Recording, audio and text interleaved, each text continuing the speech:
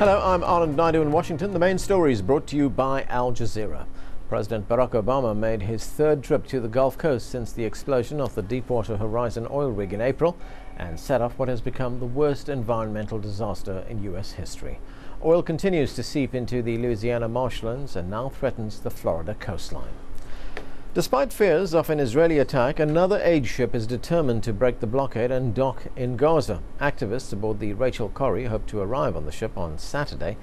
The crew of the Irish ship says they are carrying medical supplies and construction materials.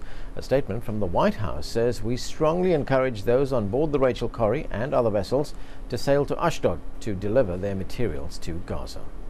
State Department spokesperson P.J. Crowley told Al Jazeera about the U.S. priorities in the aftermath of the Gaza flotilla being stormed by Israeli troops on Monday. We are looking for ways in which we can provide additional and expanded assistance to the people of Gaza, and ultimately we're looking to see how countries can play a constructive role working together rather than working in confrontation to meet our twin requirements here. Ease the humanitarian situation of the people of Gaza and then find a political process forward that leads to an end to the conflict. An Afghan peace conference in Kabul has endorsed President Hamid Karzai's plan to negotiate with the Taliban. This follows 3 days of debate on how to end nearly 9 years of war, with some 1,500 tribal, religious and parliamentary delegates attending the peace jirga. James Bays has more from Kabul.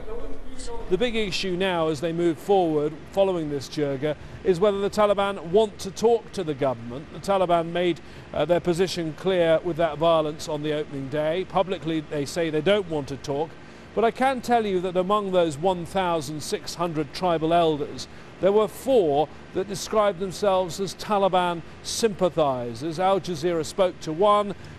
Said he was there in an observer status, that he was watching everything that was going on and that he was going to report back to the Taliban leadership.